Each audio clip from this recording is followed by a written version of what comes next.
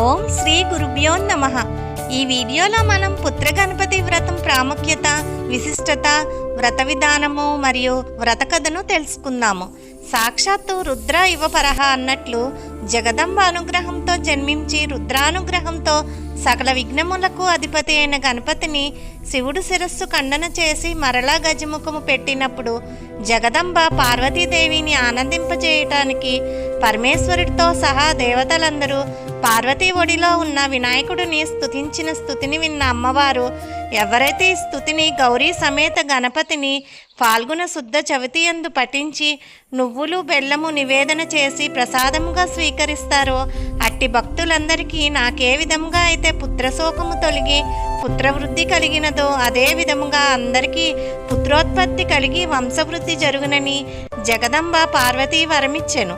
అట్టి జగదంబ సమేత పుత్రగణపతి అనుగ్రహం పొందుటకు పుత్రగణపతి స్తోత్రం పారాయణము చేసి ఈ వ్రతం ఆచరించడం వలన కుజదోషములు వంశదోషములు తొలగి శక్తియుక్తులు సత్సంతాన యోగ్యులైన పుత్రులు జన్మించునని వరాహ పురాణ వచనము. మొదట డుండి మహారాజు అని కాశీరాజు పుత్రగణపతిని ఆరాధించి సత్ఫలితములను పొందెను. వేదంలో చెప్పబడ్డ ప్రకారం మనిషి పుడుతూనే 3 రుణాలతో పుడతాడు. ఋషి రుణం, దేవరుణం, పితృరుణం అనేవే 3 రుణాలు.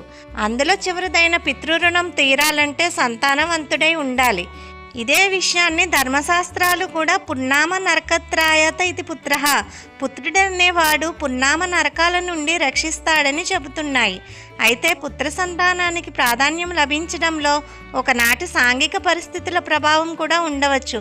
పుత్రుడు జన్మిస్తే తమ తర్వాత వంశపారంపర్యంగా రాజ్యపాలన స్వీకరించేందుకు ఆనాటి ప్రభువులు వ్యవసాయం తదితర పనులలో చేదోడు వాదోడుగా ఉంటాడని సామాన్య ప్రజలు భావించేవారు. ఆ విధంగా ఈ భావన ప్రజలలో స్థిరంగా నిలిచిపోయిందని చెప్పవచ్చు. దుష్కార్యాలను ఆచరించిన వాడు దాని ఫలితాన్ని అనుభవించి తీరవలసిందే. అదే పూర్వజన్మలోనిదైనా కావచ్చు, ఈ జన్మలోనిదైనా కావచ్చు.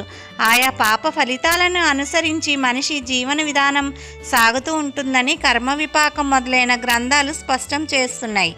సంతాన రత్నాకరం అనే జ్యోతిష్య శాస్త్ర గ్రంథంలో సంతానం కలగకపోవడానికి స్త్రీ సంబంధంగా 13 దోషాలు, పురుష సంబంధంగా 8 దోషాలు ప్రధానంగా చర్చించబడ్డాయి.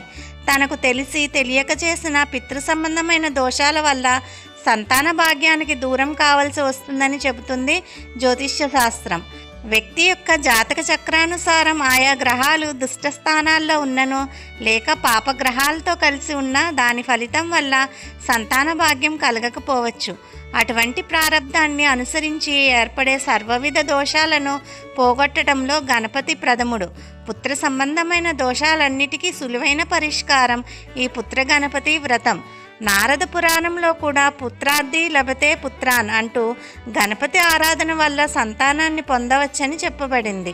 సకల సంపదలను ప్రసాదించే సిద్ధి ప్రదాత గణపతి.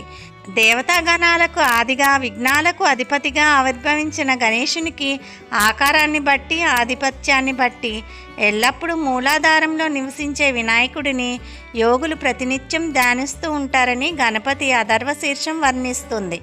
వినాయక చవితి వ్రతం, సంకష్ట చతుర్థి వ్రతం, దూర్వా గణపతి వ్రతం తదితర వ్రతాలు గణపతిని ఉద్దేశించినవి అయినప్పటికీ పుత్రఫలప్రదంగా చెప్పబడింది మాత్రం పుత్ర గణపతి వ్రతమే. నేటి పరిస్థితులకు తగ్గట్టుగా పుత్రులే కాక పార్వతీ సమానమైన పుత్రిక కలగాలన్నా ఈ వ్రతం చేయవచ్చు. వ్రత విధానం: ఫాల్గుణ శుద్ధ చవితి రోజున ఉదయాన్నే భార్యాభర్తలు ఇద్దరు ఇంటిలో ఈశాన్య భాగంలో నేలపై అలికి దానిపైన తెల్లని వస్త్రాన్ని పరచాలి. దానిపై ధాన్యాన్ని పోసి మధ్యలో వినాయకుని ప్రతిమను స్థాపించుకోవాలి.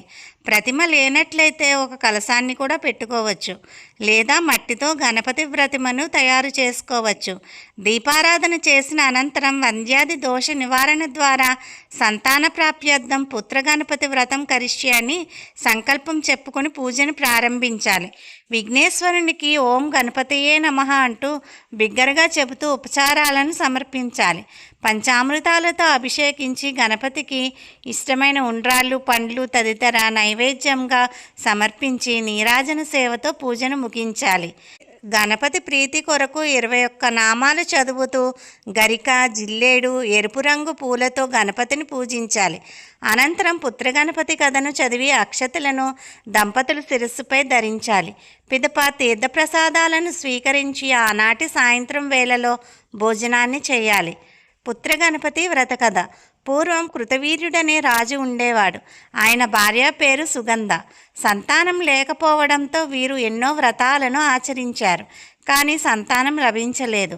చివరికి ఇక ఈ జన్మలో పుత్రయోగం లేదని నిర్ణయించుకుని ప్రాణత్యాగానికి సిద్ధపడగా సంచారం చేస్తూ అక్కడికి వచ్చిన నారద మహర్షి వారిని వారించి వారి కోరిక తీరేందుకు బ్రహ్మదేవుడి దగ్గరికి వెళ్ళి ఉపాయాన్ని అడిగాడు. అప్పుడు బ్రహ్మదేవుడు కృతవీరుని పూర్వజన్మ వృత్తాంతాన్ని తెలియచేశాడు. కృతవీరుడు పూర్వజన్మలో ఒక వేటగాడు. మరణించే వరకు అనేకమైన దోపిడీలు, దొంగతనాలు, హత్యలు మొదలైనవి చేస్తూ జీవించేవాడు.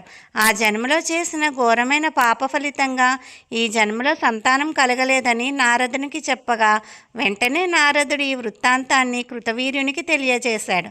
దాంతో భీతిల్లిన కృతవీరుడు నారదుడిని పాపానికి పరిహారం తెలియజేయమని కోరాడు. దాంతో నారదుడు కృతవీర్యునిపై జాలితో గణేశ ఆరాధన చెయ్యి, దానివల్ల నీ సర్వపాపాలు నశించి సంతానవంతుడు అవుతావని ఉపదేశించాడు. దాంతో నారదుడు చెప్పిన ప్రకారంగా ఆ దంపతులు గణేశుణ్ణి ఆరాధించి మెప్పించి తత్ఫలితంగా పుత్ర సంతానాన్ని పొందారు. ఈ వ్రతాన్ని సాక్షాత్తు పరమశివుడు పార్వతీకి చెప్పాడని పురాణ కథనం. ఎంతోమంది వ్రతాన్ని భక్తి శ్రద్ధలతో నియమనిష్టలతో ఆచరించి సత్ఫలితాలను పొందినట్లుగా పురాణాల ద్వారా మనకు తెలుస్తున్నది. ఆనాటి నుండి ఈనాటి దాకా ప్రాచుర్యాన్ని పొందుతూ సంతానహీనులకు కల్పవృక్షంగా నిలుస్తుంది. ఓం శ్రీ గణాధిపతయే నమః. హరి ఓం తత్సత్. స్వస్తి.